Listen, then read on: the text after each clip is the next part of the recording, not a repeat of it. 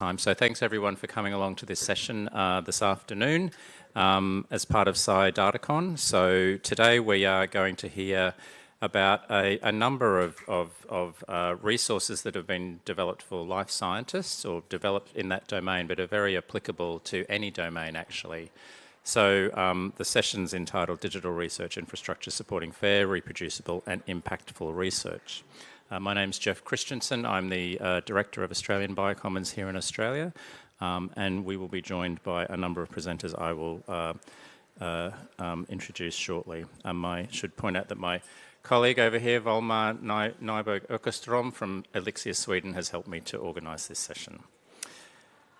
So before we start, I'd like to acknowledge the traditional owners of the land on which we meet. It's also the land on which I work here in Brisbane and Meanjin, the Yugara and Turrbal peoples, and pay respects to elders past and present. Okay, so the meeting objectives here, as I said today, really is we're going to showcase 4 resources. They've all been built to support bioinformatics communities. That's how they were born. And they were born for those communities to be able to manage, share and reuse digital research assets. So assets, we don't just talk about data, we talk about digital research assets and digital objects because it's not just data, it's computational workflow descriptions, it can be software, it can be training materials for bioinformatics, but again, in any discipline. So all of these resources have been built to support those communities and enable groups to be able to share those in a fair, enabling manner. And we're going to illustrate, we've got 4 speakers, each are going to illustrate how each of those resources is actually applicable to any discipline. I think there's some use cases in most of those, and describe how to date, how working with other disciplines or other regions to adopt these solutions has served to increase the functionality and power of and sustainability of each of those solutions. And then the objectives at the end is to discuss future development, really to identify are there other people in the room here who are interested in these resources and how you can join to further the development of those resources or just simply adopt them for your communities, be they your discipline or your region. So the 4th case study, so I'll introduce all the speakers now and then I'll probably sit down, but we have Marek Suchanek from the Czech Republic who is going to fill us in on a tool called the Data Stewardship Wizard. Then we're going to hear from Johan Gustafsson from Australian Biocommons based in Adelaide, who is going to talk about a resource called Workflow Hub. Susanna-Assunta Sansone is online and she's joining us from Italy where it's 2 a.m. So big round of applause for Susanna for getting up at 2 a.m. Thank you, Susanna. It's a shame you can't be with us, but we're thinking of you over there. And then later in the session, Kathryn Unsworth, who isn't actually here yet, she's in another session, but she's going to run across halfway through the session to get here by the end of this session, will tell us about a tool called Training eSupport System and how it's been developed in Europe but then reapplied in Australia. And then we'll really just, hopefully by the end of the session, we'll have 20 minutes for general discussion around future directions in each of these topics and also how they can be adopted by the wider community. So I'll be very brief here, I guess, in the introduction and challenges. I mean, preaching to the choir, we all know that we're all facing a digital tsunami. It's not just in life sciences, but it's really in every discipline. So the volume and velocity of data production is very large in scale and it's growing exponentially. So be it in biology, be it genomic data or proteomic or imaging data, there's just, data's being produced at a huge amount of a huge rate. Data and other digital assets, despite all the work we do in our world, it still tends to be quite siloed, and it can be difficult to find. So if we can't, if digital assets are not well defined and findable, they're never going to be found. So the whole point of what we're going to talk about here is that we will be, highlighting resources that enable these digital assets to be better managed and better described. And then they can be reused later and they can help in scientific collaboration down the track. So everyone here knows the FAIR principles. That's really the guiding light of everything we do, and probably a lot of the guiding light of what many of us in the room do. And we're going to just highlight that the solutions that are all going to be highlighted today have been born or have been developed through global cooperation. So we have representation in the room and online from folks from Europe who are associated with Elixir Europe, which is building a bioinformatics infrastructure for all of Europe, coordinating across the many countries in Europe that need to coordinate this. And also EOSC, the European Open Science Cloud, which is an underpinning infrastructure, not just for life science, but for all of research. In Australia, we'll hear from Johan in my team from Australian Biocommons and Kathryn Unsworth from Australian Research Data Commons. So again, in Australia, we have multiple efforts at aiming to build better infrastructure to support the types of things. And then in North America, they can't join us today, but we a lot of these tools have been co-developed and really supported by the NIH Office of Data Science and Strategy. So again, today, really, we're going to showcase some practical FAIR enabling solutions. There's 4 of them. The presenters are going to present real-world applications based on those principles. A bit of how we've been collaborating together to develop these will be highlighted, and then we'll discuss the impact and how they're enabling researchers to manage, share, and reuse their digital assets more effectively. And I really want to stress that these solutions are not just for biologists, so they're all applicable to any discipline. So you'll be hearing, I think, largely biological use cases, but they are used and useful for any discipline. Okay, so I think that's enough for me, and I will now pass over to Marek, who will speak to us about the Data Stewardship Wizard. So as it says there, that's a tool that's really enabling the production of machine actionable, FAIR enabling data management plans. So thanks, Marek.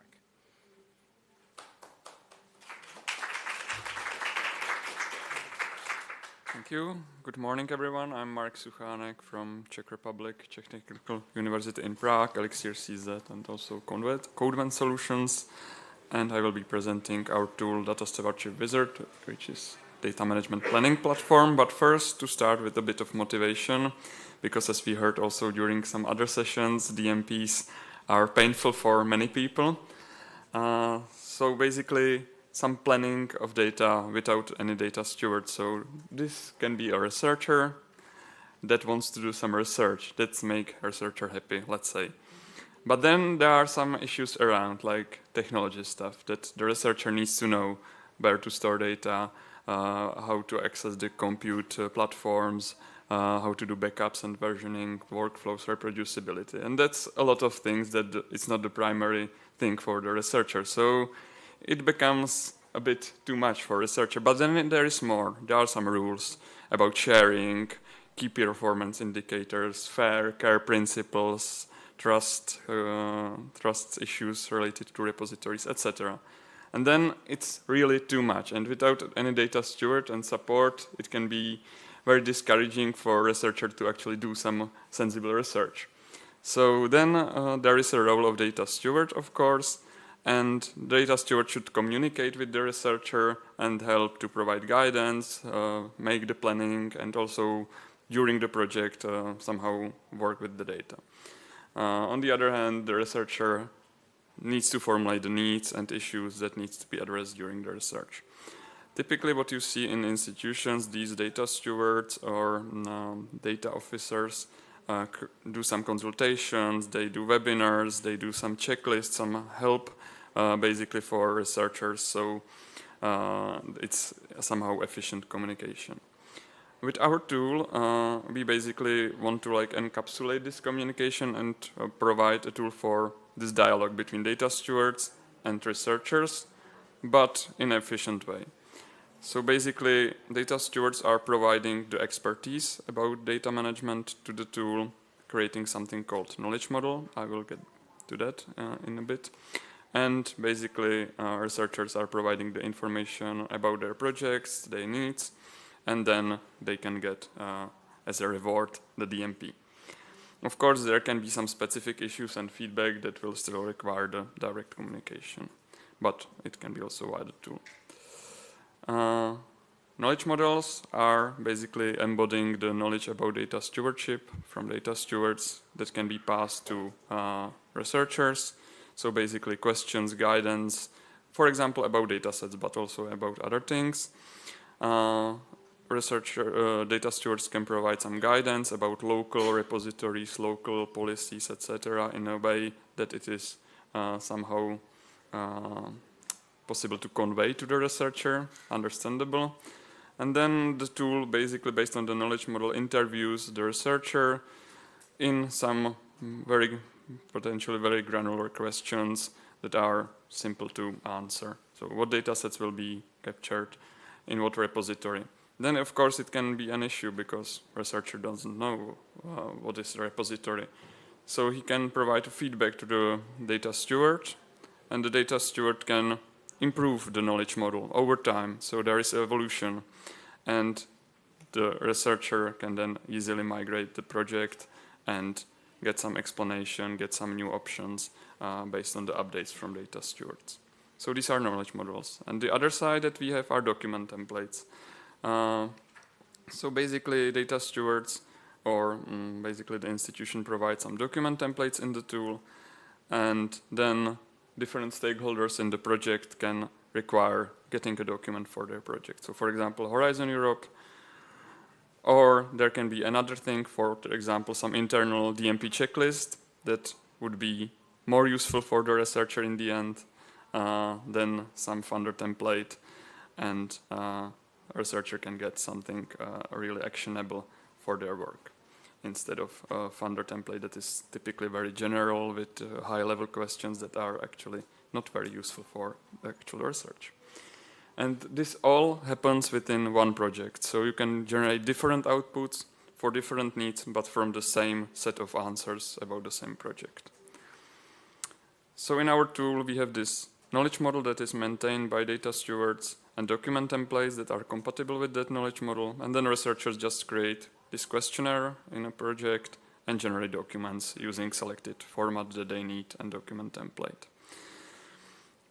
It serves as a communication hub, so basically between these policymakers, data stewards, and that provide the content, the knowledge, and the expertise, and these stakeholders, various stakeholders in the project that basically provide answers for their project and get the documents, the feedback, and basically essentially the guidance, what they can do with data management in their project.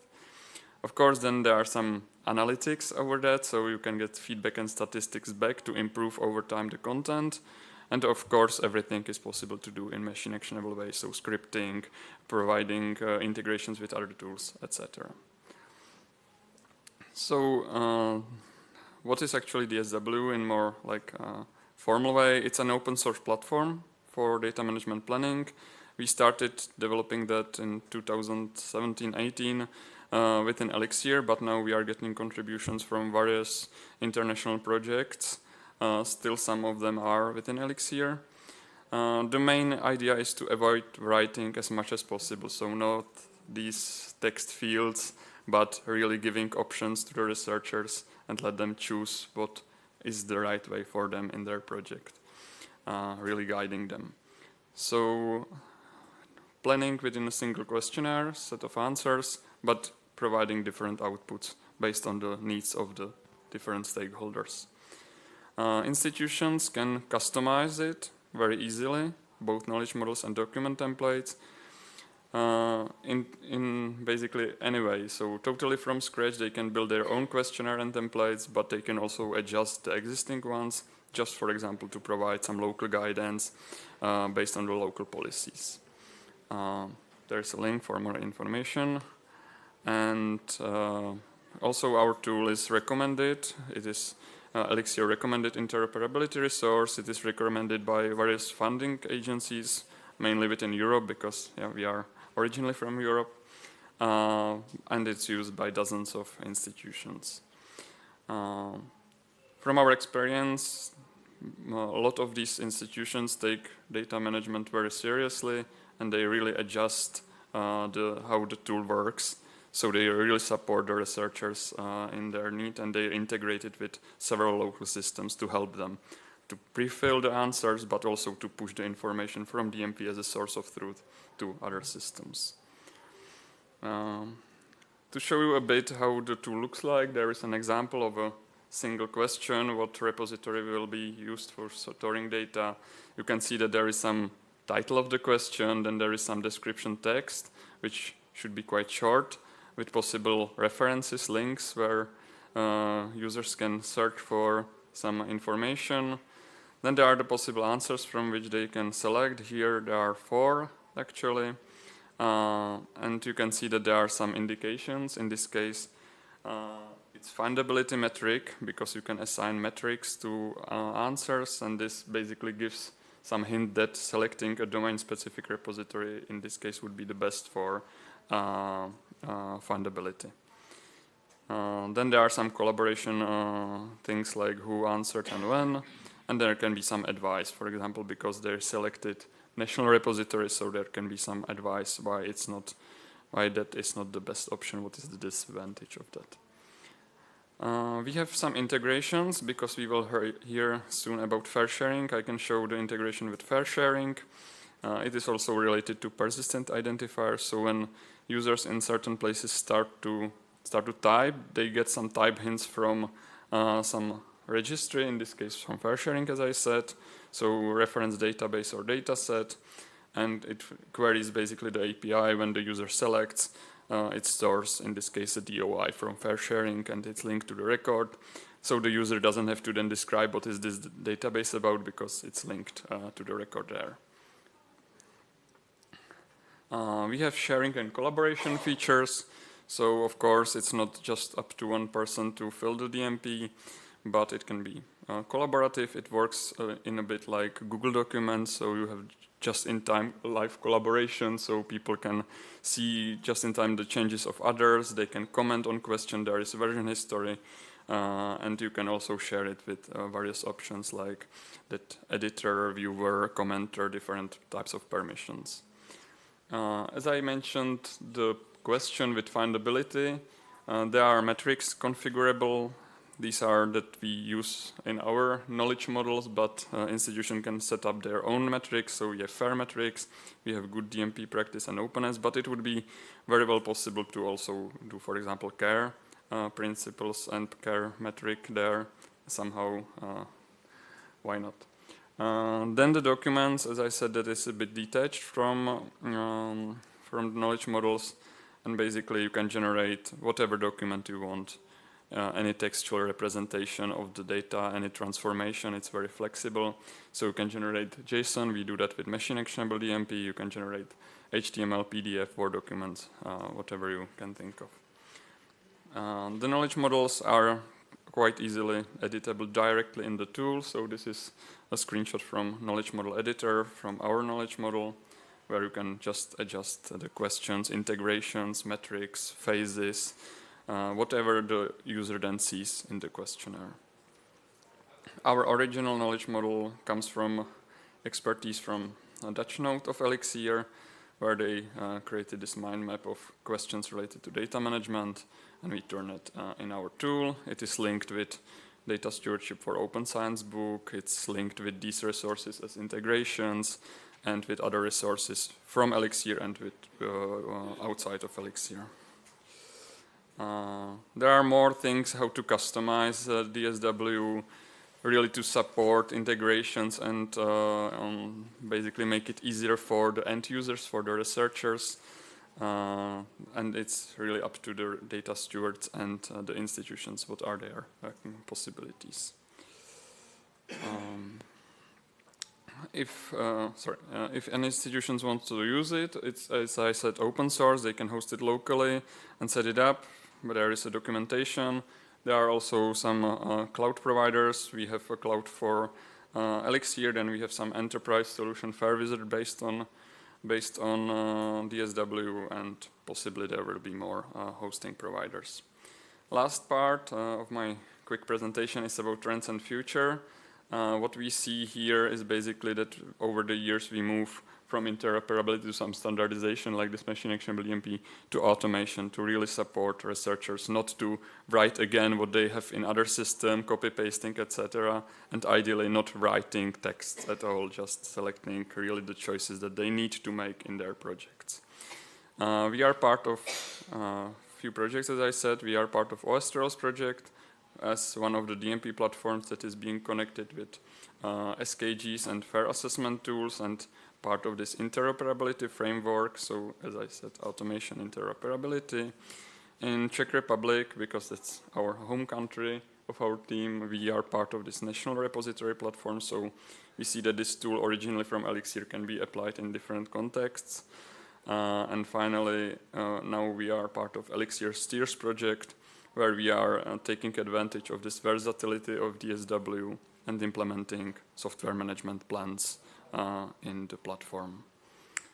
And I guess that's it from me. I guess a lot of information. There will be questions at the end, but there is also an email if you have any questions later afterwards. Thank you very much.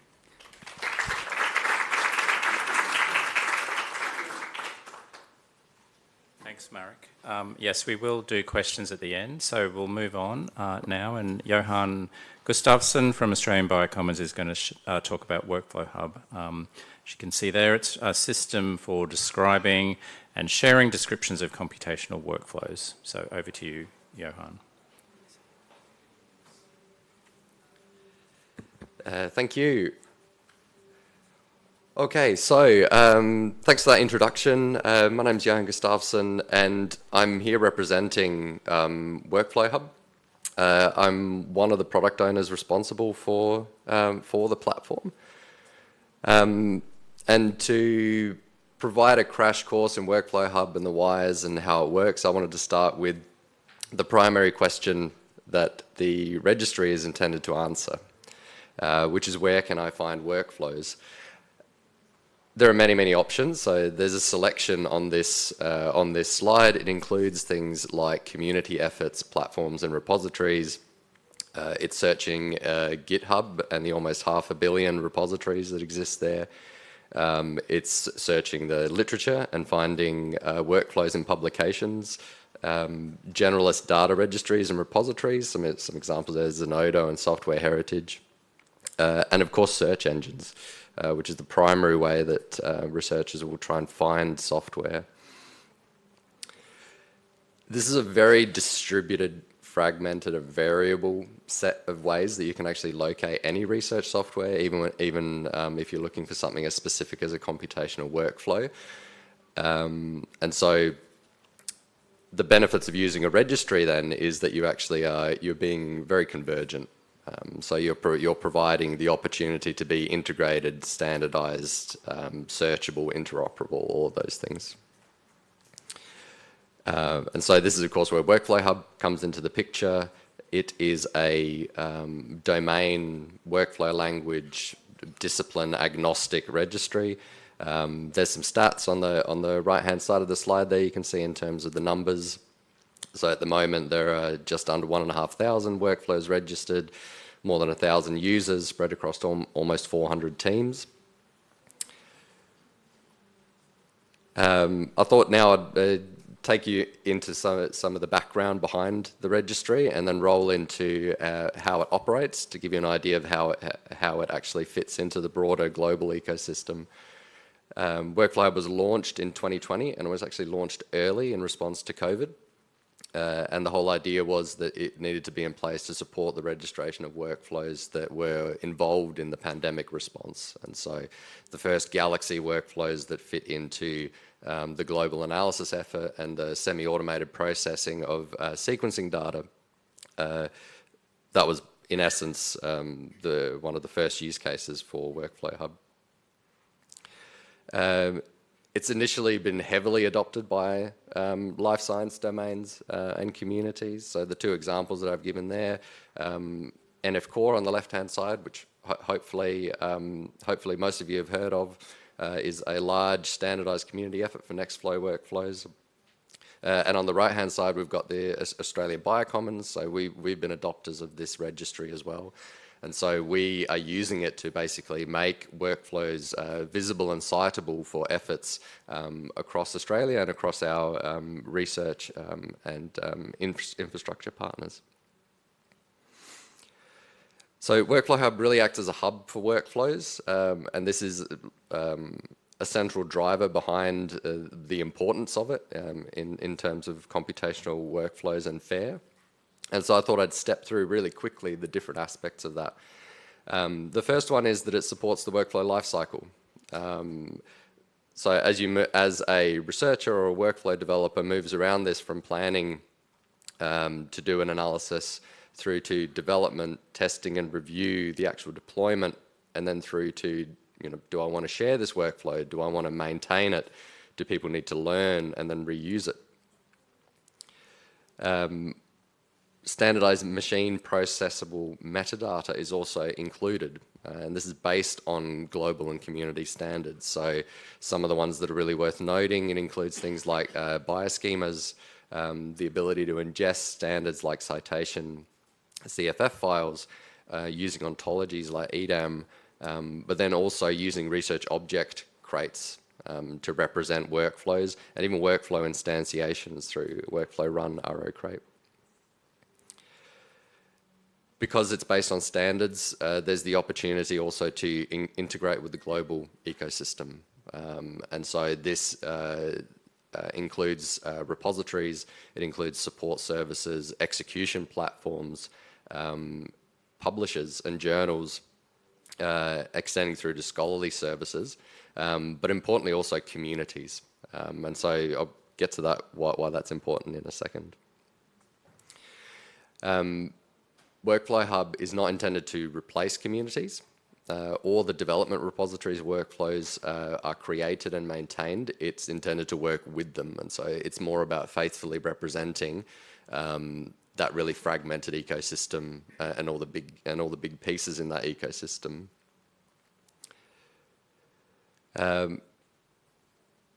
Streamlined processes are a key part of that, and so a lot of the almost every single thing that you would do with the registry actually has a wizard included, and the whole idea behind that is that you should be able to interact with that registry regardless of whether you're an expert in bioinformatics. And so that extends from setup, workflow, upload, all the way through to registering contextual documents that give your workflow meaning, so standard operating procedures and publications.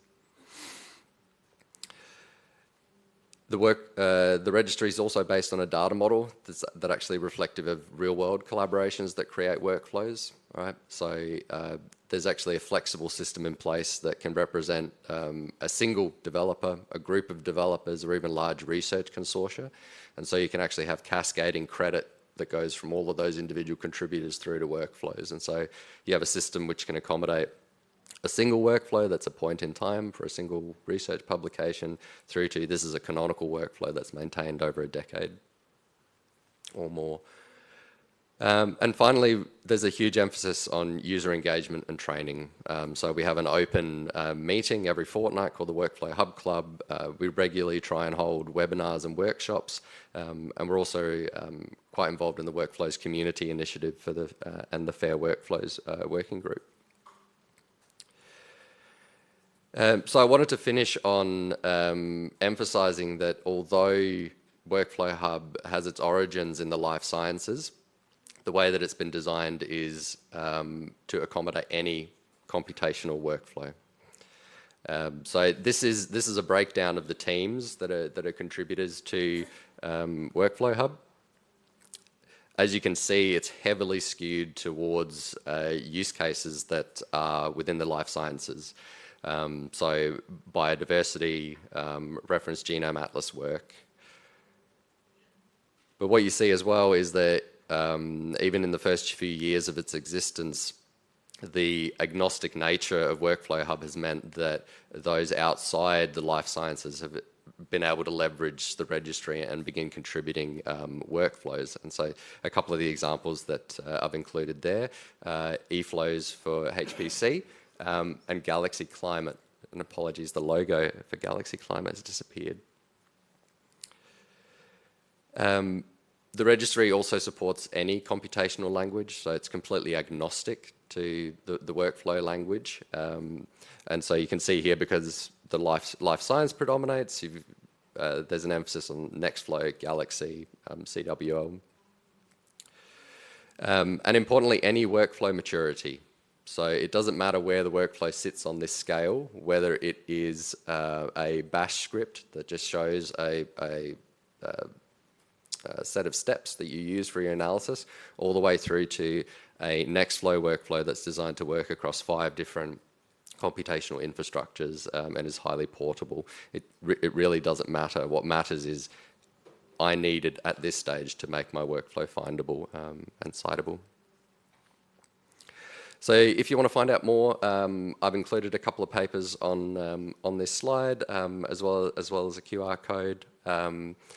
I'm obviously happy to catch up with anyone after the session to discuss more.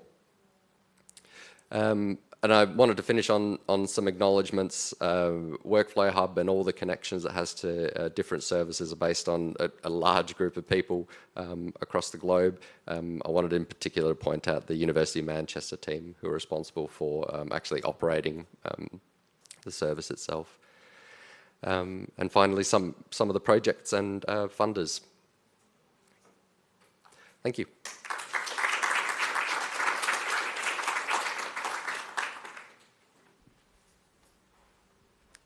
Thanks, Johan.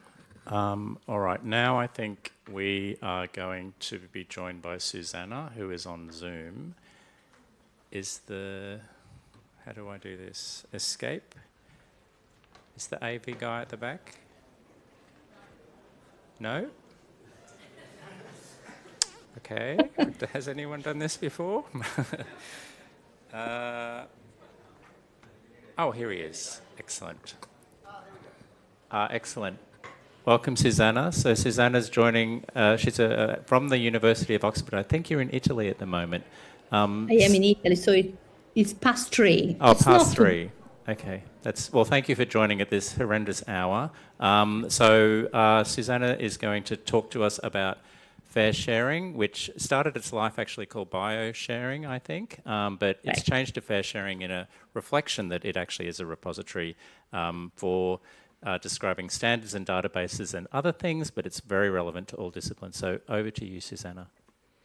Thank you very much, Jeff. Thank you so much to the organizer. Apologies for not being there in person. Yes, indeed, we started in the life sciences and we are recommended the Elixir resources. However, we mature under the RDA as a working group and expanded to other domain because community requested it.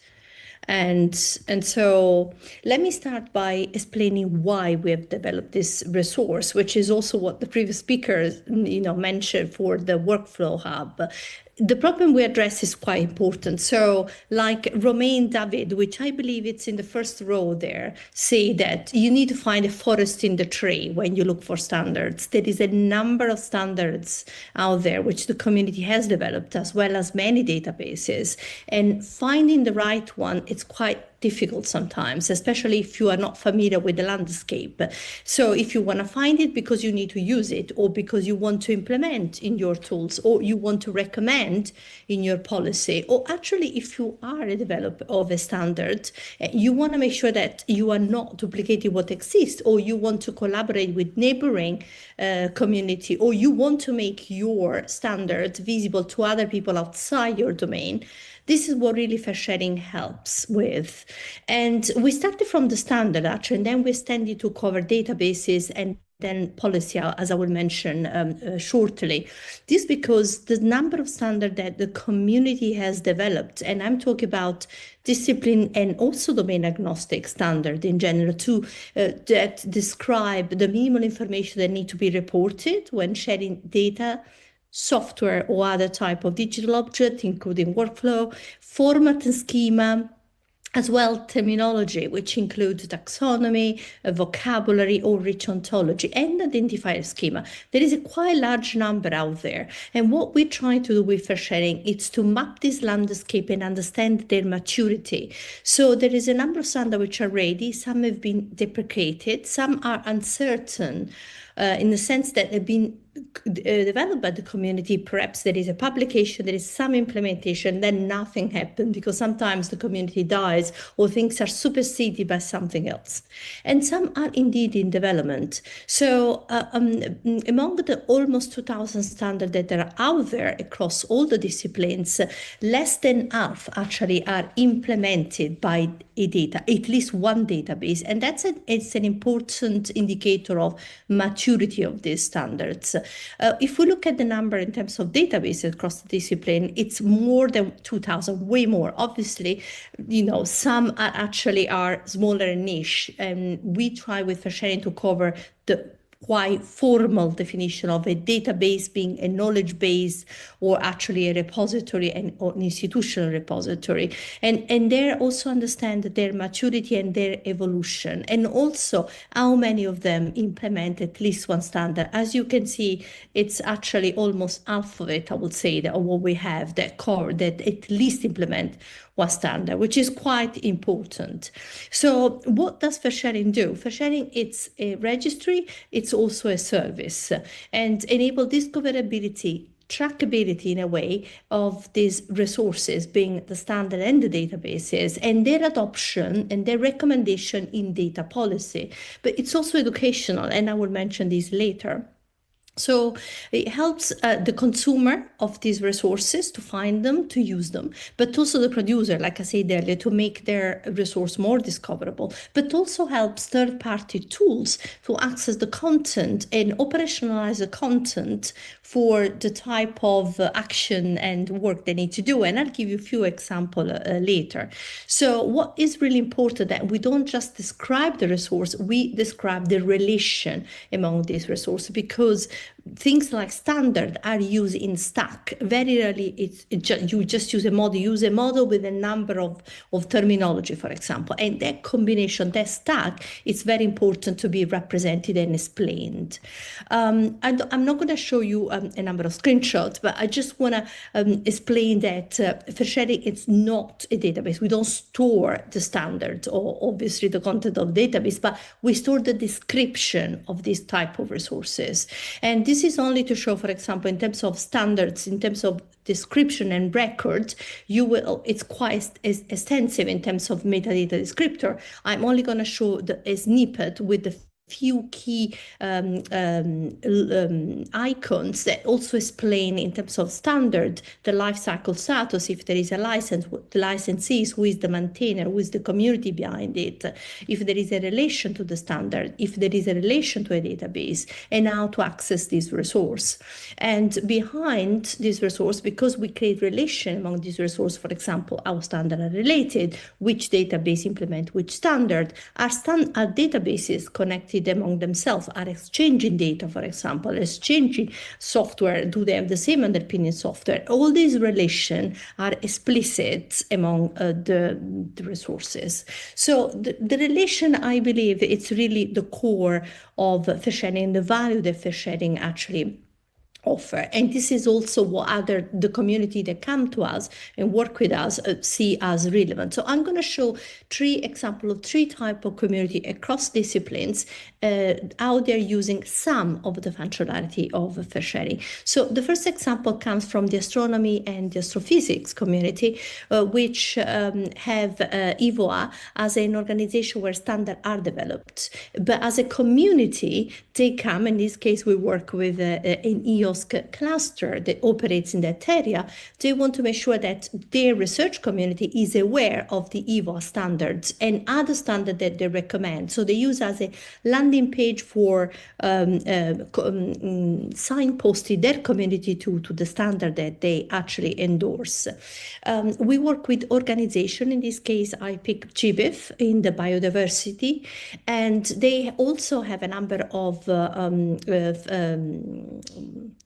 in resources. They have also a number of infrastructures, and they have a repository as well. And they want to make sure, again, that their community is aware of the number of resources that they can use or they can implement locally. And with them, they also were able to take the graph that FairSharing has and put it as a widget in their web pages.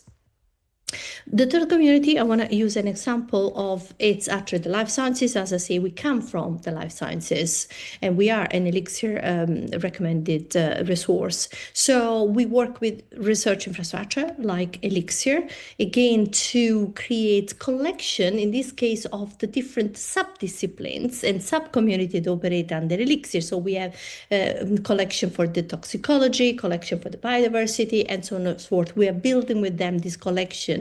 In this case, it's again of standard and databases.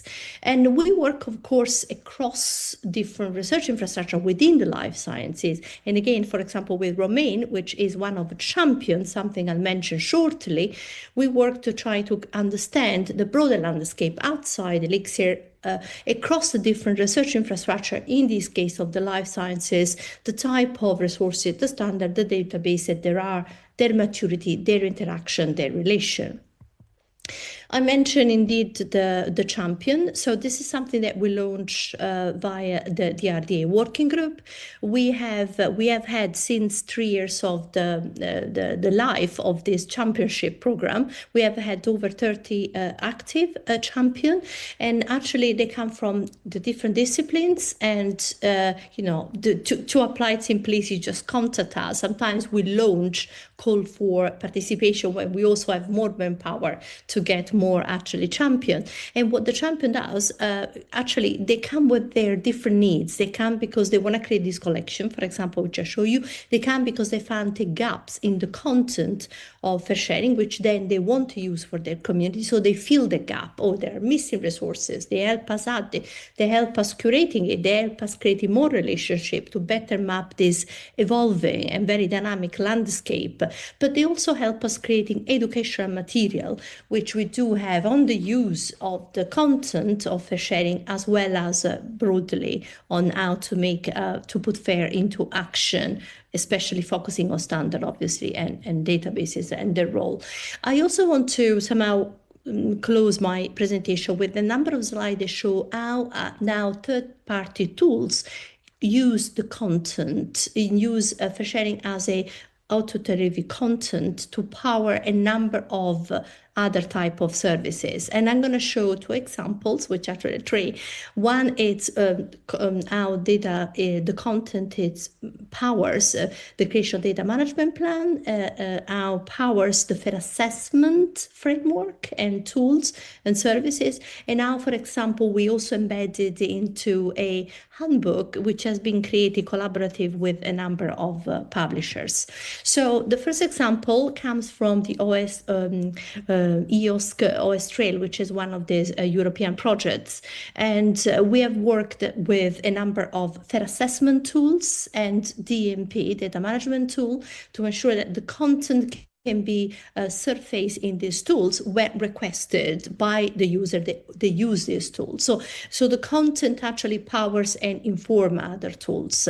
You already heard from Marek, obviously one of our first collaboration way beyond the OS Trail, so many years ago, and within Elixir we started, is the collaboration with the data stewardship wizard. So Marek already shows that the content informs and helps the user to find, for example, for the right standards, maybe according to the discipline. As they search, the content is surfaced through FairSharing and inform and guide their choice.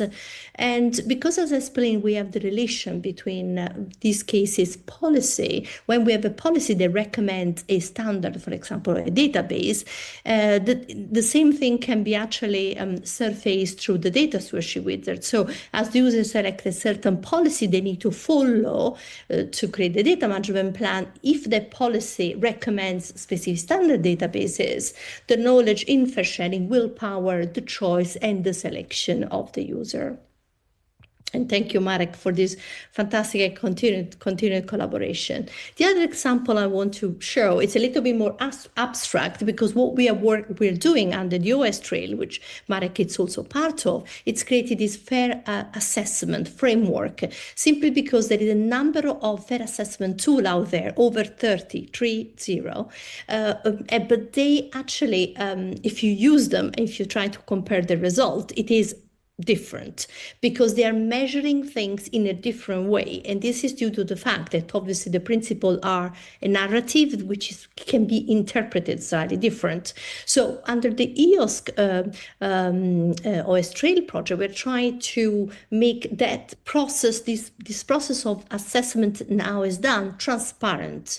And so that any tools that implements it will hopefully give then comparable result. So what I want to show you, it's an example of fair sharing helps with this assessment process, so that can be used by any tools, and is already used by several tools. So for example, if you want to test, if you want to assess if a data set is compliant to a specific terminology, I'm going to use the example that we are using with the PANOSC community. And the PANOSC, it's the Photon and Neutron Open Science Cluster within Europe. So what's happened in this case, they want to make sure that the data set is compliant to PANET, which is a specific terminology that describes experimental topics. And this is because they need to meet the requirement of one of the principles that says metadata need to use a vocabulary for an ambiguous representation of the concept. So the idea that under this framework, there are metrics which implement the one or more of the principle, and metrics can be grouped in benchmark. Benchmark represent the choice of the community around a number of, in this case, vocabulary in repository, because they would use PANET if they need to annotate experimental topics. However, if they need to annotate other type of content, they will have different terminology. So one metric is for PANET. So in this case, when a tool is trying to check if a data set is actually truly annotated with the terminology recommended, in this case, by this community, and therefore PANET, there would be a test. The test is a code that actually does this assessment, so to speak. So because in fair sharing, we describe the PANET terminology, and in one of the description, we also have the URI, the RII of the, in this case, of the terminology. The test, the piece of code will actually check if in the data set there is a description of this RRI, if that is the PANET one, and this is how the assessment will occur. This is a very simplification of the example, so apologies for that, but you will see that we're going to, as part of the OS Trail, release examples and showcasing how this frameworks work with a number of tools.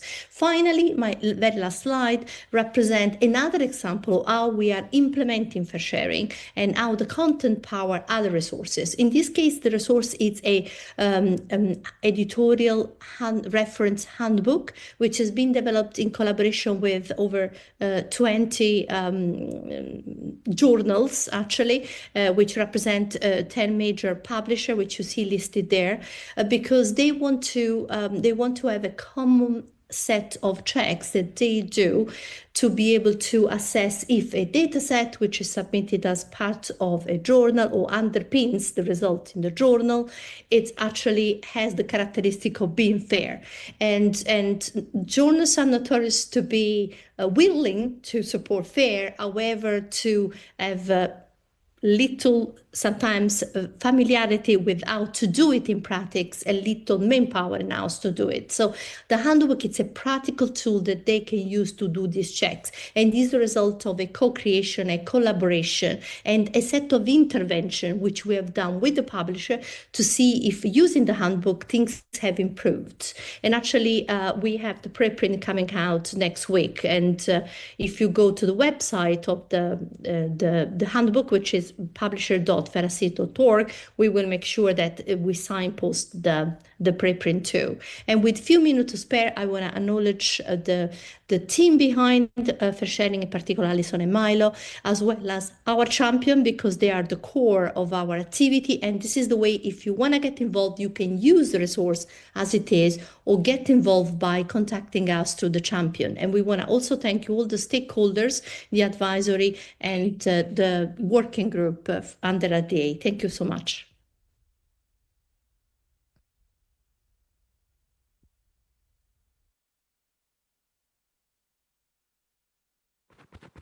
Hello.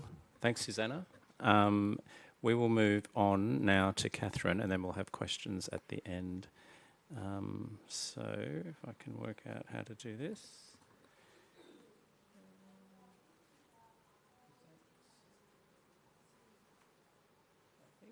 Great.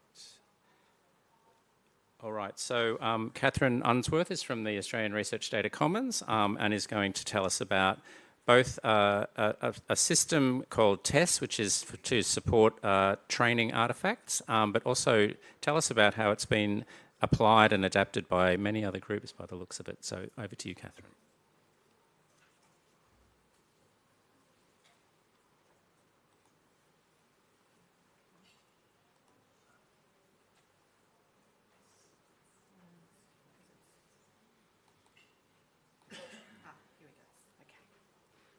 You're a bit taller than me, Jeff. Hi, everyone. I'm Kathryn Unsworth, as Jeff has mentioned, and I lead the Skilled Workforce Development team at the Australian Research Data Commons.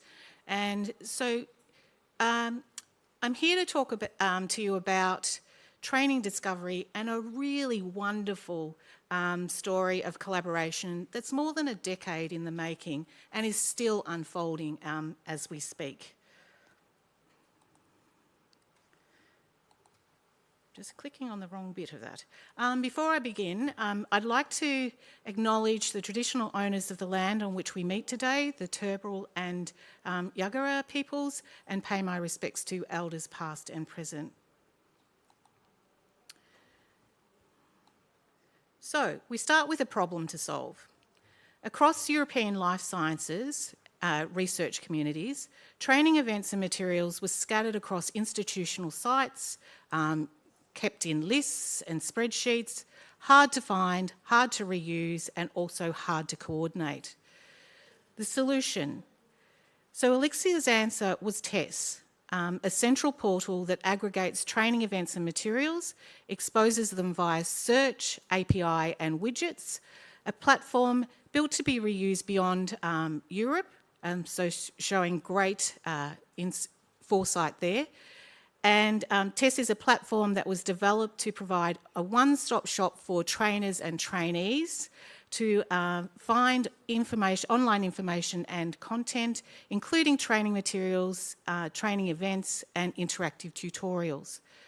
TESS began as an Elixir UK pilot and matured during the Elixir Accelerate program and is now a well-developed training platform for the Elixir community. Over the span of the operation, the platform has catalogued thousands of events and materials. Crucially, TESS is open source using the web application framework Ruby on Rails and is designed so that others can stand up their own registries. There's also automated harvesting, which uses bioschemas for metadata, enhancing discoverability and integration. So, Australia, has been getting together within Australia through skills summits for a number of years, and what kept coming up was how do we access training in a more coordinated and at a national sort of level. So we took note, and in 2020, a working group formed during the ARDC Skills Summit to explore the idea of a national registry for digital research skills training. A member of that working group, Dr. Melissa Burke from Australian Biocommons, introduced us to some key folk at Elixir TESS, including, mainly actually, Professor Carol Goebel, the joint head of the UK Elixir node at the University of Manchester, and also the TESS development team, or developer team. Long story short, through successful collaboration, we chose to adapt the test code base. With co-investment from Pawsey and the ARDC and the backing of 13 partner organisations, we launched DRISA, which is the Digital Research Skills Australasia Training Registry, at the eResearch Australasia Conference in October 2021. This marked a significant milestone in cross-institutional collaboration, combining international expertise with local leadership. In June 2023, ARDC, NCI and Pawsey formalised their joint stewardship through a Memorandum of Understanding, committing to DRISA's long-term sustainability and growth. Despite this progress, we've faced challenges, particularly around establishing a clear governance model and securing consistent development resources. ARDC is now actively working to address these issues and ensure DRISA continues to evolve as a trusted community-driven platform. But global momentum for open training catalogues just began building. Soon the concept of open discoverable training catalogues took hold across the globe.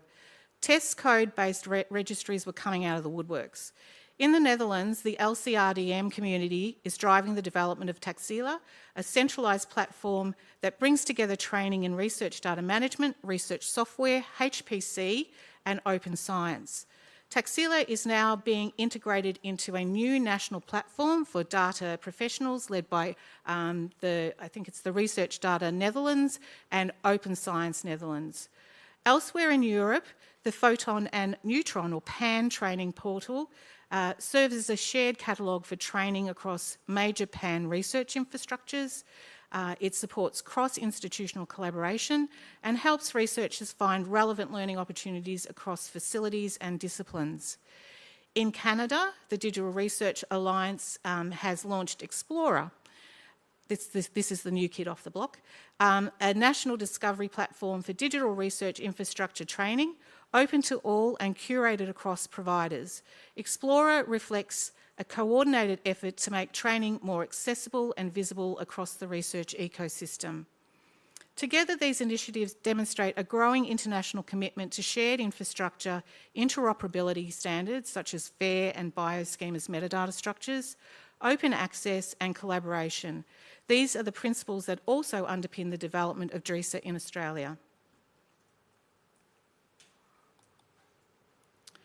So, it's all starting to converge, and we now have MTES-X.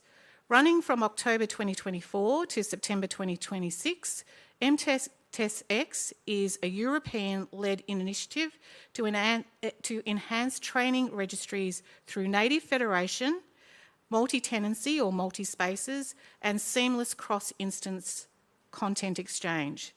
Funded through the Oscars Open Call and led by Elixir UK University of Manchester, the project brings together partners across Europe to strengthen the global training infrastructure.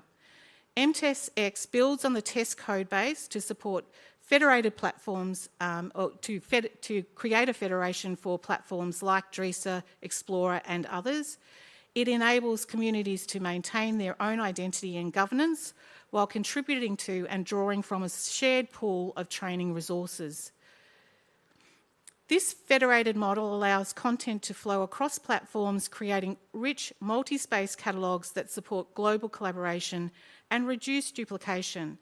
By embedding sustainability and aligning with fair and open training principles, MTES-X is helping to converge a fragmented ecosystem into a more connected, discoverable and community-driven network of training resources. Now, I won't spend too much time on this particular slide, but I thought it was worthwhile just putting together a little bit of a timeline just to show you that this has been a collaboration that has been occurring for a considerable period of time. And it's all down to Elixir. They've put the feelers out into other communities and really worked with as many people as they possibly can. So it's been a really fantastic collaborative effort from their part. So in wrapping up, soon a federated training registries network will be realised. We've moved from isolated calendars to where we are now with a shared and will open and reusable catalogues, to in the near future a federated network of registries. That means better findability, less duplication, and more fair training, locally owned and globally shared. And with that, that's me finished.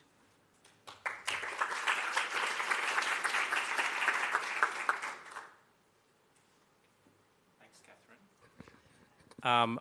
So I'd like to thank all the speakers. We're actually 10 minutes early, so I'd like to thank you all for the amazing coverage of those amazing resources, but also keeping on time. So we have 30 minutes now, really, for a general discussion. I think we had thought that, you know, you've seen that all of these resources are absolutely relevant to probably many of us in the room, and I think we are interested in, you know, giving you the opportunity to ask questions around each of these to the speakers, but also really invite and understand how you can become involved in either utilising these as a local instance or contributing to a global effort. So I thought maybe we would get the speakers up the front. And do we have a spare microphone that we can use? I don't think there's one. Do you want to please take a seat? Do we have? And we'll come off this and go back to showing Susanna on the screen.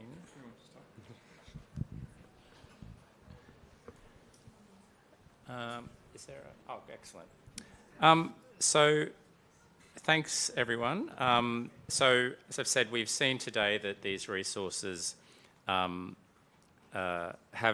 served the life sciences community, but it can be adopted or adapted by other disciplines and countries. And I think just starting off the conversation, I'm interested in, from your perspective, well, first of all, to cut to the chase, if there are people in the audience who are interested in adopting or adapting these resources, what would they need and how can they engage with you, with the entity? And I might actually start with Johan in the room.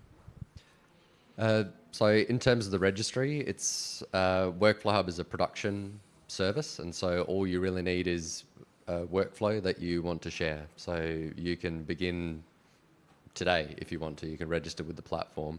We're always interested to find out if there are particular use cases or workflow types or domains that aren't being or aren't able to use the registry in the way that they would like to, so that we can find, so we can say, oh, we need these improvements, or, you know, we need to onboard these communities. But really, it's just about approaching the registry and beginning to use it, and letting us know if it doesn't do what you need it to.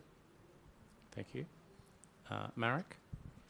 Yeah, so for DSW, as I said, as open source project, we have documentation. Institutions can deploy it locally and start working on that. There is also the possibility to use some of the deployed instances, like we have in Elixir, just for planning. You, of course, cannot customize that one.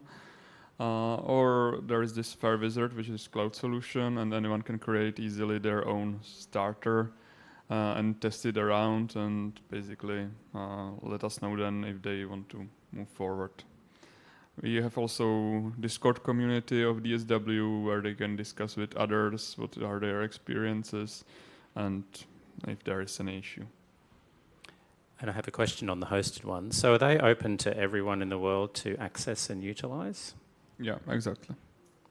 And do you know how many people are using the hosted version versus, I guess, the local installations? Yeah, well, the hosted for Elixir, you mean? Well, there is one like that is open for everyone. There are few thousands of users. Some are, of course, not active anymore because their project is already over or something like that. And then we have some instances, for example, for Elixir nodes or communities or some smaller groups where are like hundreds or tens of users based on the size of the community. Mm-hmm. Great, thank you. Kathryn? Well, I'm not a technical person, so I'm not going to give a technical answer, but all of Tess's documentation is on GitHub, readily available to anyone who wants to pick it up. And we are somewhat aware that there are other registries out there that have used the test code base and just purely and simply by picking up that code and running with it. So from my perspective, I guess as a lead in one of, for DRISA, so one of the registries is maintaining that, sort of partnership space with Elixir tests folk so that we're kind of kept informed, and they're really, really good at bringing us into the conversations, and so have regular meetings about the MTES-X project. But from a purely DRISA perspective, I think one of, if we're sort of talking about challenges, is the community engagement. So if there are people out there who want to get their training visible, and particularly if you're in Australia, please reach out to the ARDC and we can have a conversation about how to do that. So that would be fantastic. Okay, thank you. Susanna. Thank you. Well, that's actually pretty similar to the workflow hub style. I mean, for sharing is there to be used, and there's a number of interfaces in different searches that we're trying to please. We have a wizard to walk people through the content, and there is an API. And like I said, many tools already use the content. And similarly, the idea is that if you have specific needs on the content, we can collaborate, we can help you. Again, we tend obviously to do the majority of development work under a specific project where there is a specific need, but we have a number of collaboration, funded and unfunded, and we're always very happy to work with the community. And as I mentioned earlier, we have the Community Champion Program, which is a way for people to come in with a number of needs, both learning or networking or collaboration with us. And we're always open to have more champions. Thank you. I think that's a nice segue into the next question I had. And it was, I guess it was about, there's a lot of methods, I guess, we all try to get more community buy-in to these, but what's your feeling on the most effective strategy? Is it actually something like a shared a funding incentive to work together across disciplines, or is it about continuously developing better documentation that's easier to engage with, or is it training materials, or is it something else entirely? Susanna. Oh, that's a question for me. Yes. I would say it's a combination, and it really depends. It really depends. It really vary. I have to say we probably, as for sharing, have reached enough maturity that people come to us, and we have more opportunity of collaboration that time that we can do them. But I think a lot of the collaboration starts sometimes as unfunded. And work, then it creates collaboration, it's built, and then sometimes you go together for some funds. But we have a number of engagement, and like I said, sometimes it's initiated by us if we see an interest tool that we think our content is useful to, and sometimes actually happen from the other side. They come to us with an idea of collaboration. Great, thank you. Did any of the speakers in the room want to comment on that? I think I like the idea of the Champions program. I think that's really good, and it would be great to sort of set something like that up also for the federated services. So I'm saying MTES-X, whatever that will be called eventually. But I think from our perspective at ARDC, a really good product manager would be very, very useful, and be able to sort of work with the developers and then also work with the user communities and the provider communities to make sure that we're delivering infrastructure that actually works for them. So, thank you. Yeah, from our DMP perspective, it's, I guess, a lot about sharing the institutional knowledge, how they are working on DMPs, because in our tool, they need to change the mindset a bit, because it's no longer filling DMP according to the funder template and reading policies, and based on the reading do the writing. but you need some enthusiastic data stewards who actually want to guide the researchers through the data management planning integrated with other systems to avoid repetition for the researchers. And yeah, we are working now on this community building, so these data stewards who are using DSW can share this expertise. Great, thank you. So I'd like to also support that concept of champions, because it's one of the, even though it's not a formal program that we have, one of the key things that we do in terms of engagement is to engage with the communities that have already formed around workflow management systems like Nextflow, like Galaxy. But I also wanted to add that one of the key things that I think Workflow Hub does really well is that it is intended to be easy to use. It shouldn't be difficult for you to set up a presence on the registry and begin contributing immediately. And that's for life scientists, so we can say non-bioinformaticians, all the way through to computer scientists, because everyone is so busy that sharing a workflow through the registry, it can't be a difficult thing. It can't be another challenge that you had to address. So it should be as seamless and as easy as possible. And that's always a challenge, trying to improve that and make sure that meets the expectations of your users. Thank you. And I think these are the 4 really excellent examples of systems that have paid great attention to usability. I think they are all very easy to use, and they're all very appealing as well to the user, I think. And I think, anything we can do as, custodians of digital research infrastructure to make it easier for our end users is absolutely what we should do. So I think these are all exemplars of that. And I think I think these are also really nice examples of, digital research infrastructure absolutely involves community, and it's very, very important. So we have about, I think, 10 minutes left, or maybe 15 minutes left. So this is now your opportunity from the audience. Would you like anyone want to ask questions to the panel? We see a few. There's one at the back there. And if you could introduce yourself, your name and your affiliation before you speak, that would be great. Thank you. Hi, my name is Becky Grady. I'm from the California Digital Library. I work on the DMP tool, and I have a question that is very selfish, but I hope benefits others too. I love seeing the integration between DSW and fair sharing, and that's something I am exploring as well. Would love to see in the DMP tool. So I'd love to hear from both of you. Is there anything unexpected in building that integration on either side of it? It could be things that were harder than expected, easier than expected, things that users have said about it, so that all of us, but especially me, can learn from it. Marek, you are best placed because you have done the hard work of integrating it and surfacing it in the DMP. We were there just being, helping you.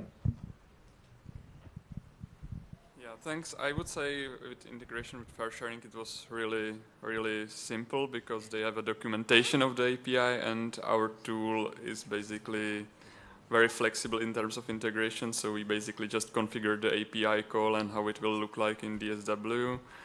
And yeah, what also Susanna was showing in her presentation, it is a bit more advanced with these policies and filtering, so we have some mechanism for that, but it depends then on your tool how you want to integrate it and present the information to the user and use it for the guidance. But in terms of technology, it's very simple.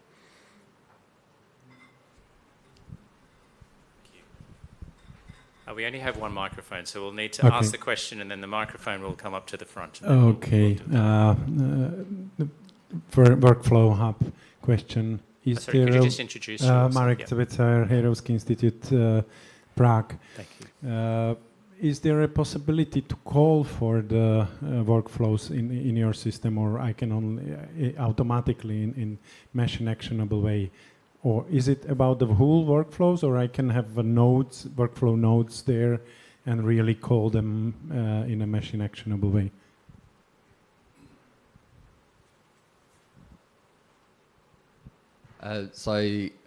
All the records in the registry are available via API. So you can actually programmatically interact with the registry. In terms of how people set up their individual workflows as to whether they have just one gigantic workflow or they do sub-workflows, I think that's really up to the user. So how you actually set it up and then how you design everything. I think one of the big challenges we have at the moment is how people set things up in their GitHub repository. So when you have really complicated structures there, how you then represent that in the registry.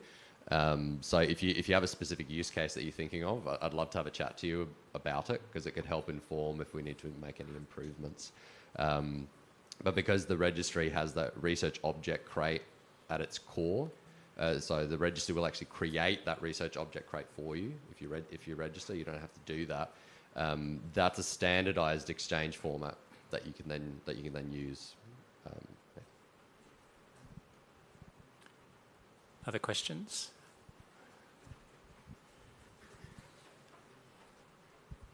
Hello, Eric Laurie from the Australian Institute of Marine Science. I apologise if I haven't quite got the right idea for the data steward wizard, but I was very interested in the idea of being able to guide users through some of the data management aspects and developing plans and the like. And I was trying to think about the best ways of representing all of the knowledge around, you know, where people should put things and all that sort of stuff. I was wondering if you had thought about whether there's ways of, rather than just having structured questions or really structured knowledge graphs, to something that might eventually become driven by AI to help people assess whether what they've put in is a good description or something like that. Or, yeah. Yeah, that's a very good question. Thanks.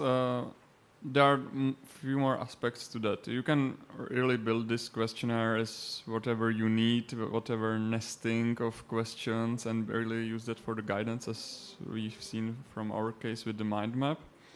As for the evaluation and AI, in Oyster's project, there is also this DMP evaluation service being built, which would assess some of the things in the DMP and stating this is, for example, inconsistent with the policy, etc.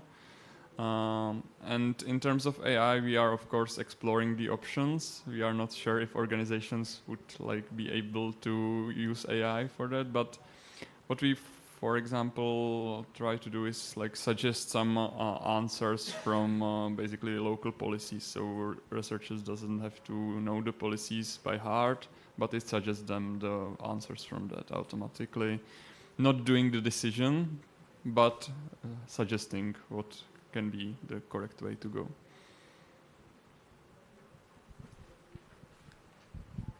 Other questions?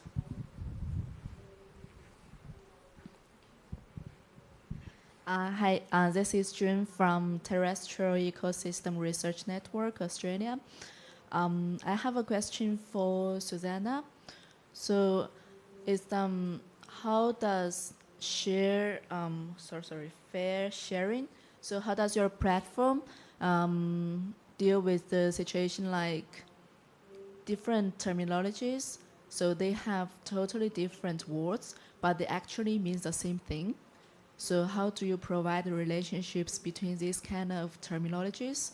Because my concern is we are dealing with the ecosystem monitoring datasets, and we cooperate with multiple similar projects as well.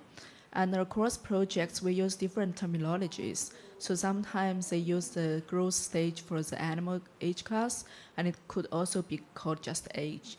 So these kind of terminologies, I'm wondering whether you had the techniques in the fair sharing, Actually, let me clarify. Thank you for the questions. We don't map terminology. So we don't store the terminology and do a mapping term to term. We just describe the terminology, what is for, what the scope, what's the coverage. And if there is a similar terminology. We do have, I mean, frankly, there is even in the same domain, you have a number of terminology, for example, describe experimental steps or assay types, and there are similar. So by describing they're similar, by flagging and they're similar, somehow you hope that those communities realize perhaps they could collaborate together. However, like I say, we don't do any mapping. We, however, when we record and describe terminology, we link to a specific terminology portal. There is, for example, for life science bioportal, or there is an Onto portal, which is bring together a number of portals which have been, which store terminology for different disciplines. What we do, we point to it so that if somebody wants to browse that ontology to understand the content, goes in these other services. So we have cross-reference to other services. Hopefully I've answered to your questions. Yes, she's nodding. Other questions? Yep, one more. To Susan, but maybe also others, do you create a knowledge graph around your service and that can be used for GraphQL queries? Was it understandable, Susanna? The question to me, yes, you can query the graph through the API. So you have the knowledge graph behind the... We do, yeah, yes. Fantastic, thanks.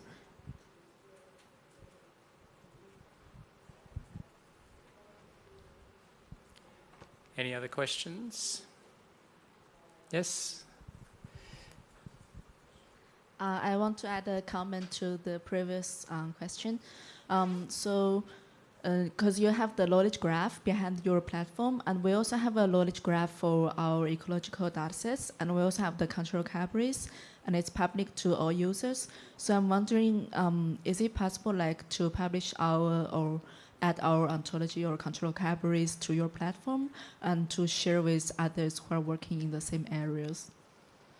Of course. I mean, anybody can submit, like I said, missing records, in this case of terminology and standards, and you can do individually. So you just, you will find add content. You have to obviously log in and submit the description so that our curator then publish it. Or if you have a number of resources that are missing info sharing, or you want to add relationship or more information, you better contact us and perhaps become a champion to be recognized that in that specific area you are doing that content coverage and etc. So it's up to you. It's just an individual contribution. Or if you want to be more engaged and do more and be visible and perhaps get credit for that, contact us through the champion program. What we also do, it's a small token of appreciation, but because for our record we mean DOI, we also tag our maintainers and champion with their ORCID, and the champion that provide help like content or create collection, we push this contribution to their ORCID profile as other activity, I believe is called other work. So under the ORCID profile of the champion, they will have a section that demonstrate that they've been active for sharing champion doing curation work. This is because through University of Oxford, we can push information through the ORCID API. Yeah, that is awesome. Thank you. Okay. Oh, one question at the front. John Graybeal from Go Fair US. Hi, Susanna. I think all of you have talked a lot about these valuable services, but not so much about the effort required to keep the data in them current and to curate the data. And I wonder if each of you could speak for a moment about how much effort you put into curation and how you fund or expect to fund that effort. And I'll maybe ask Susanna to go first because I know you all curate a lot the fair sharing content. We do. We are proud of the fact that the content is curated. So obviously, we have manual content and we have a lot of automated process, which throughout the year we have set up and, routine check.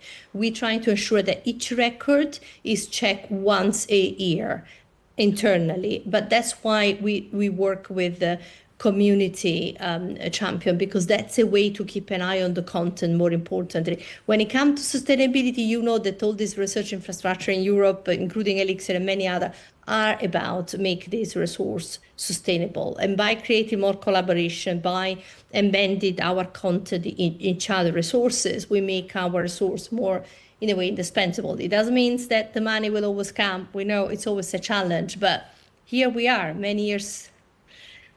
For Sharing was launched in 2011, just to let you know. So, and the connection with the research infrastructure, especially in Europe, but hopefully we can expand it to Australia, given that the presentation is there, and hopefully it means that the more people collaborate and there is redundancy there. So for Workflow Hub, the curation for workflow entries relies on the owner of that actual entry. It's a really specific challenge to keep entries up to date because workflows are software, right? So they naturally evolve and all their components evolve. And so our current emphasis at the moment is trying to work out how to best set up semi-automated levels of synchronicity between those development platforms and the registry itself. I want to second the comment about that connection through to champions and community efforts, because they are really the ones who will set domain-specific expectations around the curation for their workflows. So NF Core is a really, really good example of that, because they're really collaborative workflows. They represent, in some cases, canonical workflows, and they're really, really well annotated and maintained, right? They have proper release cycles and all those kinds of things. So. Similarly, it's the content providers who are responsible for curating their own records in DRISA, and tests may be a little bit different. I do think that they have a curation team that does do some work in curating records and at least keeping track of particularly training materials that may be well out of date.